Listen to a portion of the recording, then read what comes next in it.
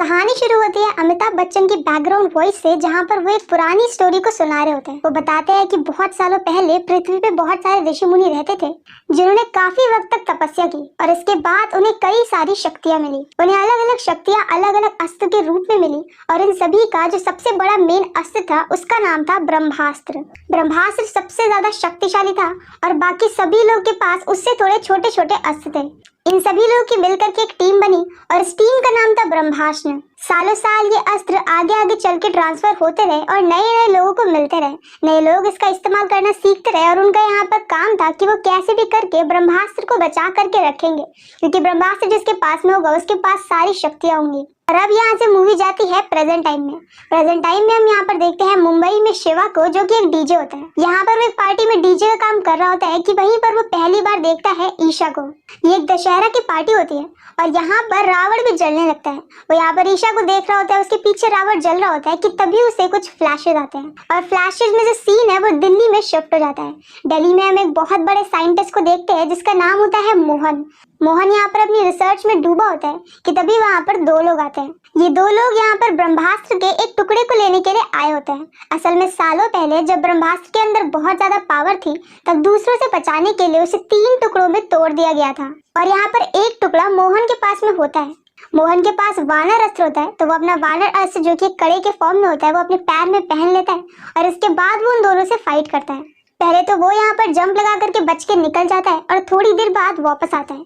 यहाँ पर उसने अपने बाकी सारे सामानों के बीच में उसी ब्रह्मास्त्र के टुकड़े को छिपा दिया होता है और अब जबकि वो दोनों गुंडे जा चुके हैं तो वो उसी टुकड़े को उठा लेता है कि तभी वहाँ पर उसके पीछे से जुनून आती है। जुनून का यहाँ पर ये मिशन होता है कि उसे कैसे भी करके ब्रह्मास्त्र के तीनों टुकड़ों को जोड़ना है और ऐसा वो क्यों कर रही है यह हमें आगे पता चलेगा।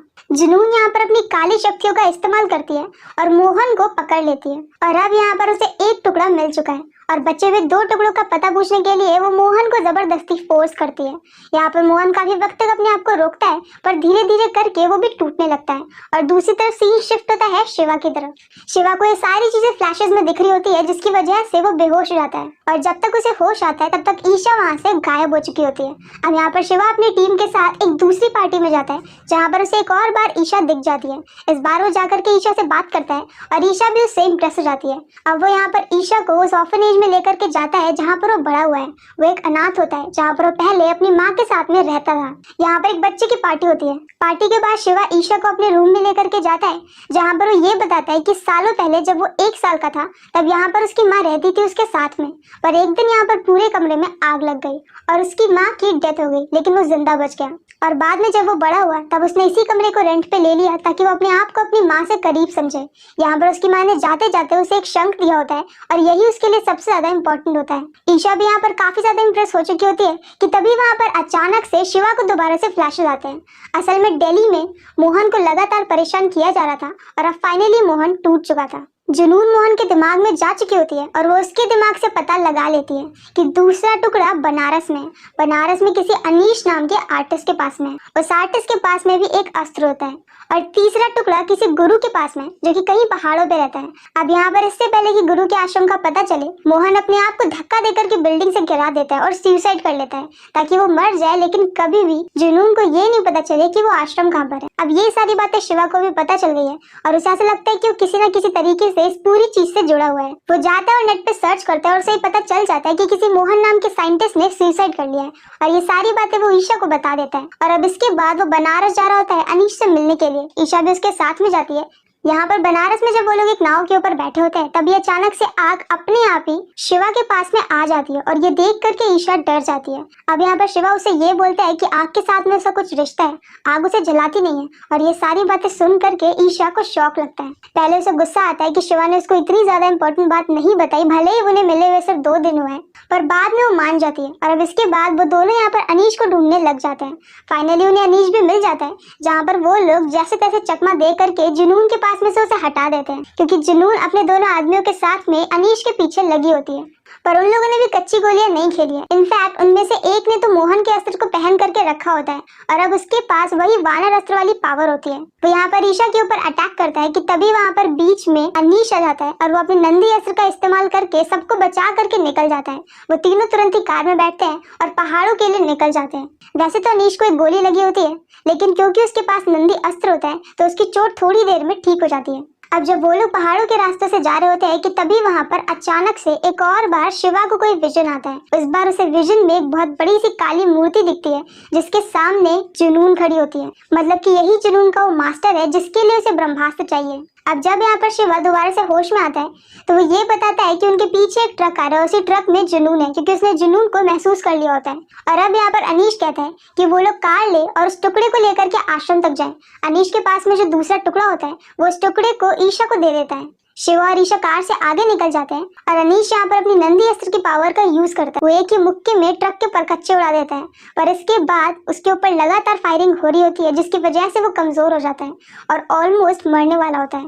पर इससे पहले कि वो मरे, क्योंकि शिवा ये सारी चीजें देख पा रहा होता है, तो वो यहाँ पर अनीश को मोटिवेट करता है और अब अनीश यहाँ पर ट्रक को धक्का दे देता है। ट्रक खाई में गिर तो जाती है, लेकिन गिरने से पहले यहाँ पर जुनून ने कवच अस्त्र का इस्तेमाल करके अपने आप को और अपने आदमी को बचा लिया होता है। और अब यहाँ पर जो तीसरा आदमी होता है वो शिवा और ईशा के पीछे लग जाता है। एक लंबी कार चेस होती है और एक जबरदस्त फाइट के बाद शिवा और ईशा यहाँ पर आश्रम के सामने आ जाते हैं और आश्रम के जस्ट सामने जो खाई बनी होती है उस खाई में उसी आदमी को गिरा देते हैं। साथ में उनकी कार भी गिर जाती है, पर वो दोनों बच जाते हैं और टुकड़ा भी सलामत होता है। अब वो दोनों यहाँ पर आश्रम के गेट के सामने होते हैं कि तभी वहाँ पर अचानक से वो तीसरा आदमी खाई से निकल करके बाहर आ जाता है, क्योंकि वो गिरा नहीं होता, सिर्फ लटका होता है। और अब यहाँ पर फाइनली जब वो ईशा के ऊपर अटैक करने वाला होता है और शिवा को ऐसा लगता है कि ईशा चली जाएगी, तब फाइनली उसके अंदर में से अग्नि अस्त्र की पावर निकलती है और वो उस पावर का यूज करके उस तीसरे वाले आदमी की हालत खराब कर देता है और उसे वहां से दूर फेंकता है। पर इसके बाद वो खुद भी बेहोश हो जाता है। जब वो बेहोश होता है तो हम उसकी बैक स्टोरी में ये देखते हैं कि कैसे वो छोटा था तब उसके पूरे कमरे में आग लग गई थी और उसकी माँ की डेथ हो गई थी। और अब जब उसे होश आता है तो हम देखते हैं कि उसके सामने गुरु होते हैं और साथ में ऐसे बहुत सारे दूसरे लोग होते हैं जिनके पास अलग अलग अस्त्र होते हैं। यहाँ पर गुरुजी सबको बताते हैं कि मुसीबत आ चुकी है और उन्हें फाइट करनी पड़ेगी। इस आश्रम में 4-5 ऐसे यंग लोग भी होते हैं जो कि अभी अभी आए होते हैं और अपने अस्त्रों को चलाना सीख रहे होते हैं। लेकिन शिवा को इस सब में इंटरेस्ट नहीं है, उसे ईशा मिल गई है, उसे और कुछ भी नहीं चाहिए। वो सारी चीजें छोड़ करके जाना चाहता है और ऐसे ही कहते हुए वो जा भी रहा होता है कि तभी वहाँ पर गुरुजी उसे ये बोलते हैं कि अगर वो चला जाएगा तो उसे कभी भी अपने माता पिता के बारे में कुछ भी पता नहीं चलेगा। और ये सुन के अब तो उसे रुकना ही पड़ता है। उसे अपने पिताजी के बारे में कुछ भी याद नहीं है क्योंकि उसने उन्हें कभी भी देखा नहीं। उसे अपनी माँ के बारे में याद है क्योंकि जब वो 1 साल का था तभी उनकी डेथ हुई थी, लेकिन वो उन दोनों के बारे में कुछ भी जानता नहीं है। वो गुरुजी से पूछता है तो गुरुजी उसे ये बोलते हैं कि पूरी कहानी जानने के लिए उसे यहीं पर ही रुकना पड़ेगा। और अब यहाँ पर शिवा के पास और कोई भी चारा नहीं होता है तो वो मान जाता है। यहाँ पर गुरुजी ईशा से ये बोलते हैं कि वो वापस से शिवा के घर जाए और उसका सारा सामान लेकर के यहाँ पर आ जाए और सुरक्षा के लिए उसके साथ में 3-4 अस्त्रों को धारण करने वाले ब्रह्मास्त्र जाएंगे। अब यहाँ पर बाकी सबके साथ में शिवा की भी प्रैक्टिस स्टार्ट हो जाती है, पर प्रॉब्लम ये होती है कि अपनी मर्जी से वो आग बना नहीं पाता। मतलब कि जब भी ईशा उसके पास में होती है तब तो वो अपनी पावर्स को यूज कर पाता है, पर जैसे वो चली जाती है वैसे ही अपनी पावर को यूज नहीं कर